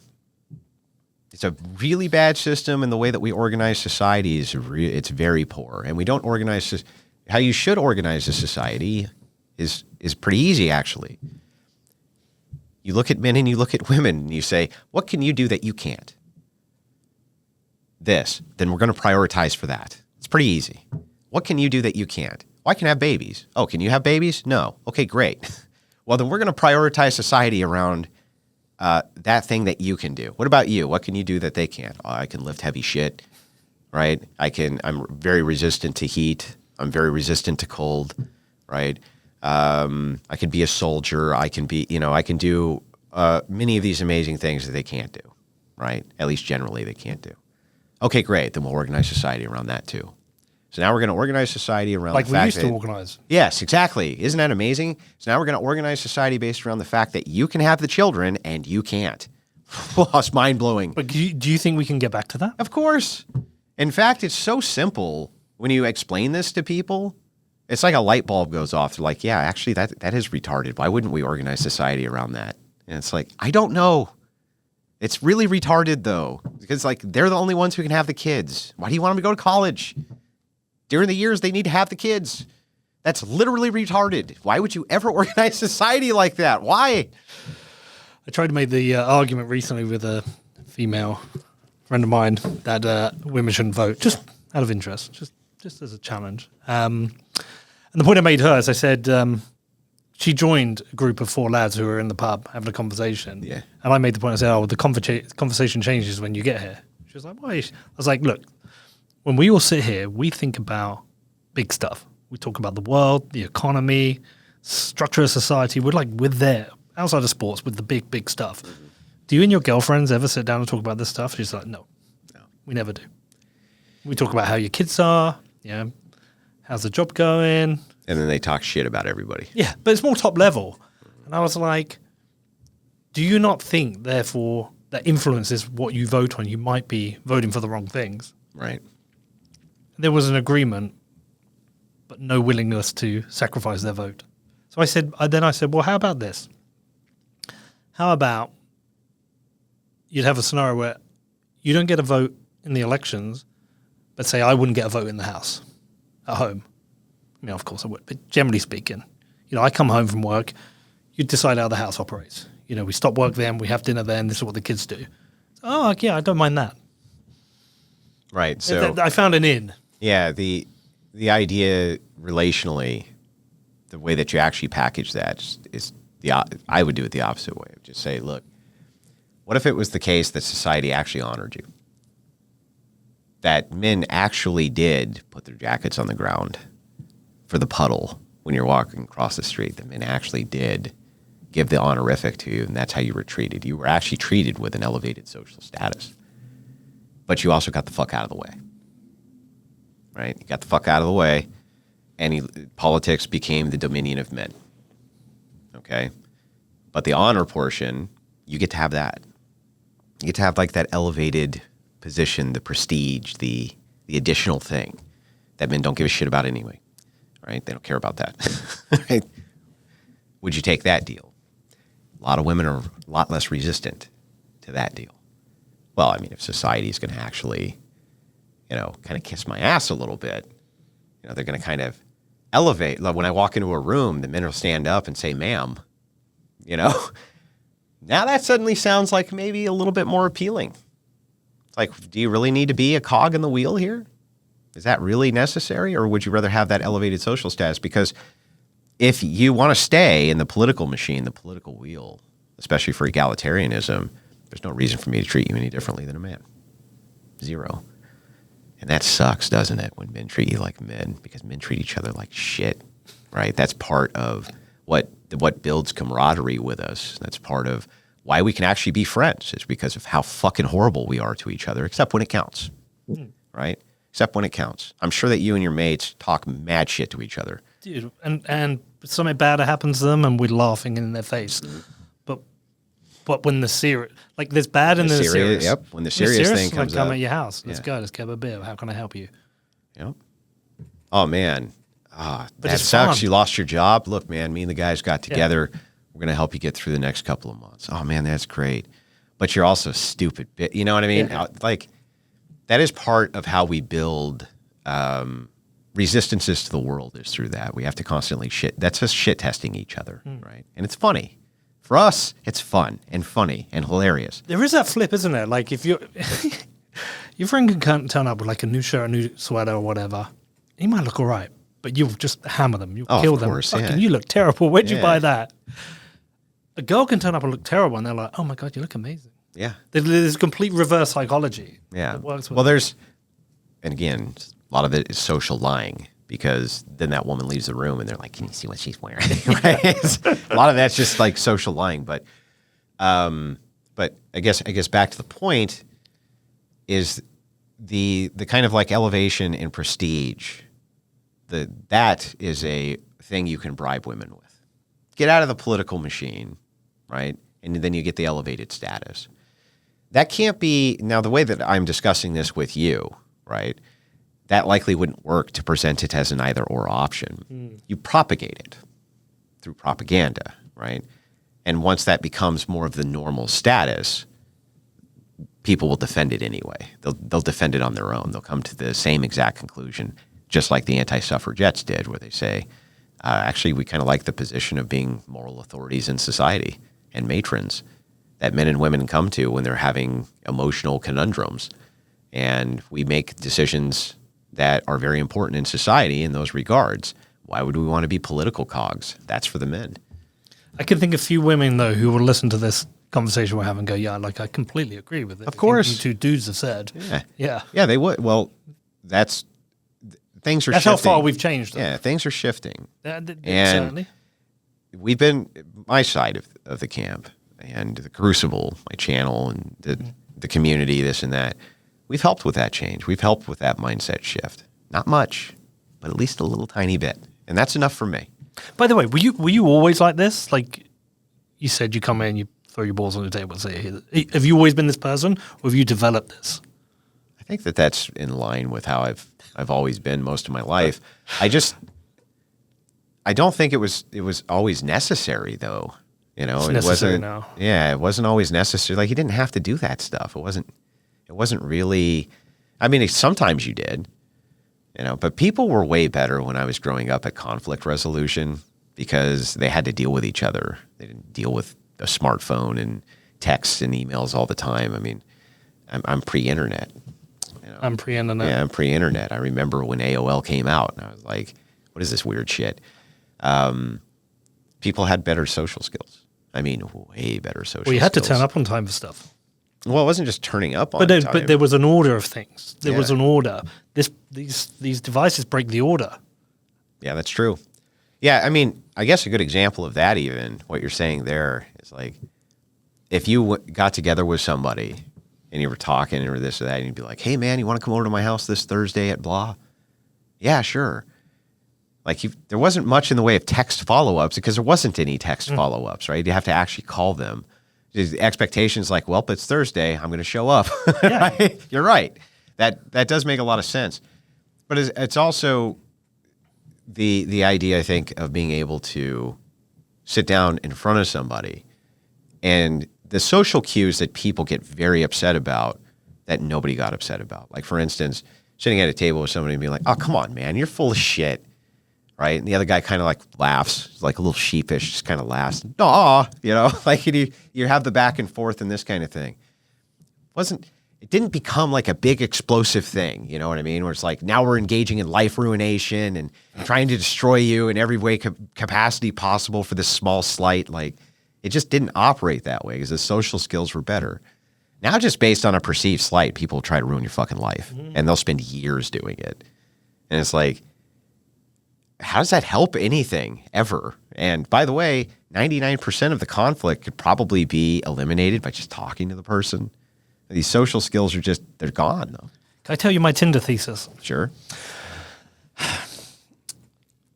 So back, pre-internet or when first had mobile phones or brick phones, didn't have any apps and stuff. Like you as a dude, you just want to meet a girl and hopefully one day you get laid. It's like, you had a goal. You wanted to meet a girl, and hopefully, but it was such a rare opportunity that if you chat to a girl in a bar, she'd maybe talk to you, you take her number, you maybe give her a call, have that first 45-minute call, then you go and have dinner, and maybe eventually she'll kiss you, and then maybe at some point she has sex with you, and then you just kind of stuck around because you didn't know would it ever come again. And I think women had control at that point, and that was a good thing. Like women were the gatekeepers because it's kind of like nerve-wracking to go up into a bar and talk to a girl if you see a hot girl in a supermarket. It's kind of like, it's a nerve-wracking experience. Sure. However cool you are, it's a nerve-wracking experience. I think we flipped it with Tinder because we took away the kind of the challenge. You just swipe. Oh, I've got a match. Like imagine you went into a bar and there was a little green like tick above every girl who talked to you. You just go and talk to them, but there wasn't. So it was a challenge. And then when we got the apps, you just swipe. You meet a girl, you got 10 likes, you got 10 matches, you go on a date, you've got 9 matches you can talk to later. So we flipped it and we gave the power to the men. And I think that's the one power we've been a bit shit with. And so I think, when I meet these girls that I know who are like in their mid to late 30s and want to have children, they've left it too late and they're all on the apps. I think they should all come off the apps. I think it gives women more power. I think it's a lot less. Well, I'll give you. Depends on the power. The power to go and get laid, maybe, but the power to meet a guy and settle down, I think it's scripted away. Why? They can be 10 times more selective because now they have. Well, I mean, because it works the other way. Imagine you're a woman and now your sex selection increases times 10,000. Like that now you can be really selective. So I'll make the argument that I would make for this. The difference I'm saying is between wanting to meet somebody and have sex, or wanting to meet somebody and settle down. Yeah, I'm saying the same thing. Right. Meeting someone and settling down, I'm saying that it actually gives more power to the women. Interesting. And here's how I would counter this. So localization, that used to be how relationships were done, was through localization. The idea is like, there's X amount of people around here, right? Yeah. So those are your pickings. Okay, if you're in a big city, your pickings are a little bit bigger. If you're in a small town, your pickings are not so big. Okay, so it was pretty common for there to be, 10, 12 suitors, maybe something like that, or less, 2, 3 suitors, something like this. And that's what you chose from because it was localized. But now it's global. So you've now increased suitors by like 10,000. So these women are getting like 800 DMs from men a day, even very ugly women, right? So these women now think that they have a greater chance of landing a much more high status man than they would ever ordinarily have access to because of this. So their options drastically increase. It's actually men's options which decrease. And here's how. It is true, like you say, that men used to go in and, they'd have to go into the bar and talk to the woman and this type of Friction. thing, blah, blah, blah. Yeah, but they had way less competition because of localization. But now with globalization, that same woman who you're talking to on Tinder has 500, 600, 700 guys who's also DMing her right alongside you, whereas the woman in the bar only had the couple of people who would talk to her in the bar. That's much less of a competition suit for you. So I would actually say the opposite. I would say it put way more control in women's hands and way less control in men's hands. I still don't know if I agree. No. No, because I think it's made it too easy for men to not want to settle down. Well, I don't know. How? Because they could sleep with the skank? yeah, but maybe there is maybe it's that alignment with, the dropping of the kind of the birth rate in that guys feel like they have to do it less. And now they've got these massive amounts of options. Yeah. Well, I think that you'll find that the men who have success on Tinder, they have success with a lot of women. And the men who don't have success on Tinder, which is most men, have no success with any women, which would mean that there's a percentage of men who sleep with a lot of women and the vast majority of them who sleep with no women. There's a big void. Yeah, so you end up with, and red pill content creators discuss this all the time, and they're kind of right. The data bears it out that if you're like 6'3" and you're rich and you're in great shape and you're young, you're probably going to get a lot of hot women. You're probably just going to get a lot of women, period. But if it's the case that you're on a dating app, okay, well, all the women are scrolling through all these men, right? Isn't it interesting? They all stop on the same guy. Well, now they're all competing for this one guy. That's true for sexual attention, but all these other men are competing for their attention, for these women's attention. They just, nope. Whereas those same men, I think, would have had a better shot approaching them as a waitress because their intersexual competition's gone.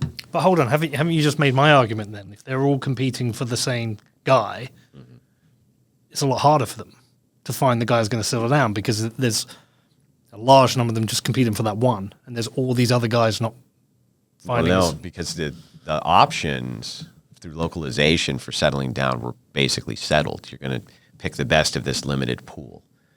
If you give them globalized access now, right? Yes, it's true that they'll all go after the same dude 100% because now they have access to that.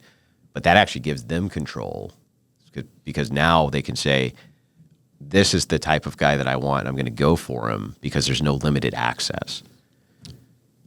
And they'll leverage down until they find the right one. Because they can't all, if there's like... You mean settle? Yeah. Yeah, they'll settle eventually, sure. But, they're not settling for who they wanted. You know what I mean? They're not settling for who they wanted. But they never really did. But localization at least gave you a good shot, right? So don't mean you specifically, right? But to take an ugly guy like me, if it's the case that, I'm in a localized area and I go into like a bar or something and, this is pre-internet, like pre-internet. Let's say the waitress gets hit on by, 5 regulars or something like this.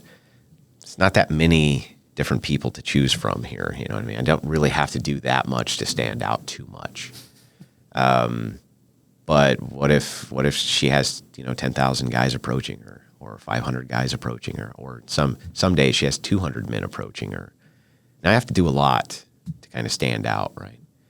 So I'm not really sure that it didn't do anything, or it didn't help women get control of the situation, because it sure seems like they have complete and total dominant control, and I don't think it's done anything good for men. That's for sure.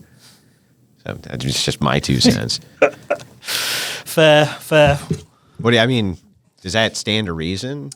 There may be like I don't know if the stats match up to the UK. I'm comparing it to my experience of what I've seen, which is going on. It's like I don't feel like anyone is actually happy with the apps in the end.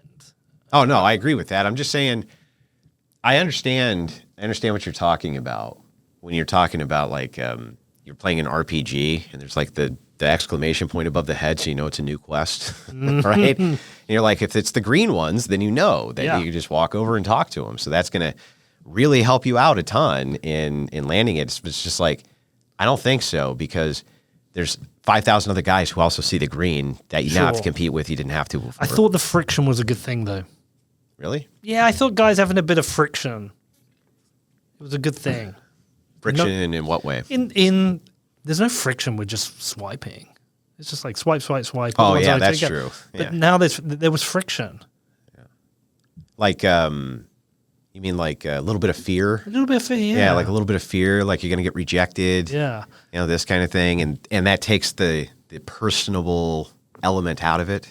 Yeah, and like there would be a lot of times you just wouldn't fucking do it. You wouldn't have the balls. You'd be like, nah, I can't do it. And then there'd just be this one girl. You'd be like, I have to look at her. And she's looked at me, maybe. And you'd take that. Yeah, I guess. I think it gives a bit of commitment to it. Correct me if I'm wrong here, but when I go back pre-internet, I think about how people met each other. They basically met each other through work and through acquaintances. Yeah. Like every girlfriend that I remember having, it was like a friend of mine. It was like, let me introduce you to, Cindy or whatever. And I would be like, oh, hi, Cindy. And then that would be the icebreaker, right? It's like you'd meet them through somebody else. And then you were immediately part of like whatever this cohesive social group was. So it was okay then to talk to them. And that, by the way, that's happening with the Zoomers because they're kind of they've skipped the apps. They've gone to in that it's like Snapchat friends. Yeah. Friends of I don't know. I've tried to use it. I don't know what the fuck's going on, but I know through like my kids, it's acquaintances through Snapchat. So it's kind of there's been kind of like a shift back. Yeah, well, I mean, that was the best. It was through work or through introduction, through friends and family. That's how everybody met.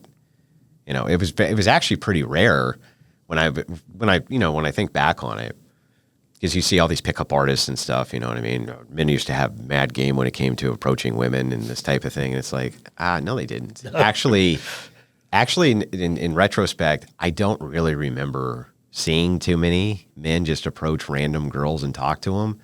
I mean, I'm sure it happened, but that's really not how they were meeting. They were kind of like meeting through, oh yeah, I'm going to this party with my friend Dave, and Dave's like, oh, this is my friend Rita, And it's like, that's how you met, right? Am I wrong, or isn't that kind of how it went? I think it's a bit of both. Yeah. I think it was mostly that, though. Yeah. I think it was mostly that. Like when you think back on your dating past, isn't it most of the women that were like introduced to you through somebody? Yeah. Yeah. Like friendship groups, work groups. 100%. It wasn't you walking over and being like, hey. I think it was a better way. Like, hey, baby, I saw you across the room, and I thought we should go on a date. That like probably didn't happen that much, right?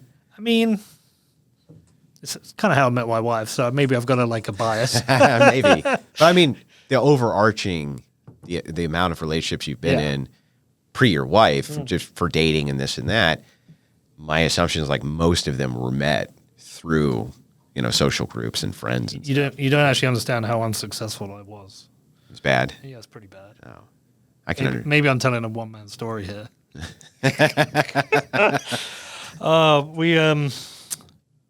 It's been brilliant, but we've hit a conclusion. I think I could have gone for another 2 hours with you. Yeah, it was a lot of fun, man. Yeah. I really appreciated you having me on. I love having these kinds of conversations, especially with people across the pond. I feel terrible for you guys, man. You should do. Can you come rescue us? Yeah. Well, I'm English and Irish. I'm half Irish. Yeah. So, do you know where in Ireland your family are from?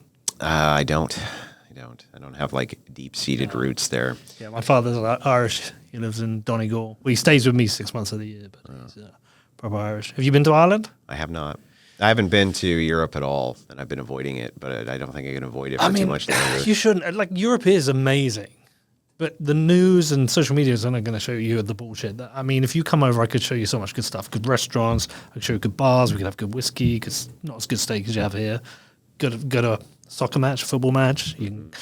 Barcelona's incredible. I got a buddy who keeps telling me to go to Australia too. I'm like, maybe I'll do both. Maybe I'll do like a European and then go to Australia and deal with that for a little while. But Europe's better because you've got a lot more history. yeah. So the architecture is just truly incredible, and you've got incredible cities like Florence, blow your mind. Well, I was thinking, a buddy of mine, Posh, he said, the reason that I'm always perpetually confused and arguing with myself is because I'm English and Irish. And so one side of me is always trying to dominate the other side of me, which is probably true. So he told me to get the traditional headwear of the Irishman, which is the English boot. Oh man, yeah, I fully understand that. I thought that was pretty funny. That's brutal. I mean, what's happening in Ireland is unbelievable. You've actually got the Republicans. And I'm ashamed of my ancestry. Honestly, I'm ashamed. Like the Irish, they were badass. They were badasses. They were awesome, and now they're like sissy liberal progressive weirdos. Yeah, but do you know what? There's this really interesting fight back that's happening where you're seeing the loyalists and the Republicans kind of coming together, who've traditionally hated each other, to go, what the fuck are we doing to our country? But Ireland's in a bad way. Yeah, it's why. Well, like the legend of the Irish in the United States is like they're more legendary here than they are in Ireland. Mm.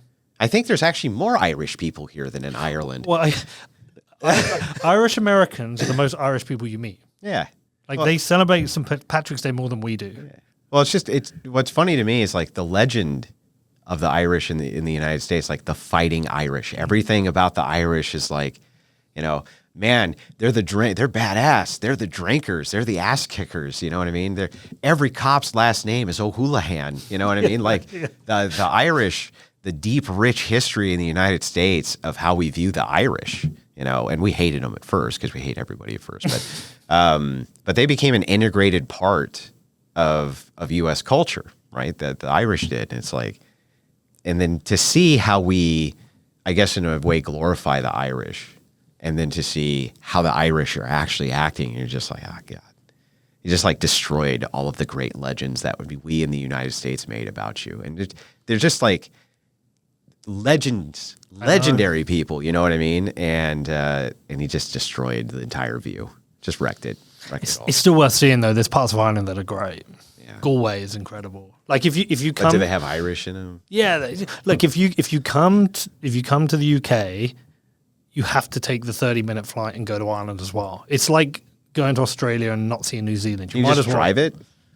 No, there's a ocean between us. There's a ferry or there's a flight. It takes no time. Yeah, that's what I mean, the ferry. Yeah, but that's painful because it's a long drive. That's what my dad does. He doesn't fly, so it's a 12-hour journey or a 30-minute flight. But if you're going to make the trip to Europe, if I was going to pick places to go, I'd say you definitely go to Ireland, go somewhere like Galway, though, get out of Dublin.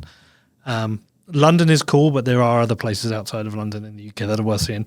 And then you just got to do your Barcelona and your Florence and see the good places. But we'd love to have you over there. I'd love to have you over there. Isn't it like a really long flight, though? Isn't it like 15 hours there or something? From here, I think it's 11. 10 maybe from Dallas. I've done the Dallas to... 11 hours? Well, it's 6 hours from... You've never done an 11-hour flight? No. Well, I've spent 11 hours flying. I mean, in the same day is what I mean. Yeah. But, yeah, I haven't done an 11-hour straight flight, no. I mean, I've got used to it. I've been here like 100 times. So like back and forth, you get used to it. Just get the red eye and sleep. It's worth it. Come on. Come over. Come see us. Yeah. We want you there. I'll have to come check it out. You have to see if they'll let you in. Yeah. I appreciate it, man. No, I appreciate you. I appreciate everything you've done. I found you on that. I kept seeing these whatever clips. And there was one particular clip where a young lady was rating herself and you were giggling in the background. I was like, who's this guy? Watched a bit more, but I've seen you, your recent success, and you deserve it, man. Congratulations. I appreciate that. Thank you for having me on your podcast. Thank you.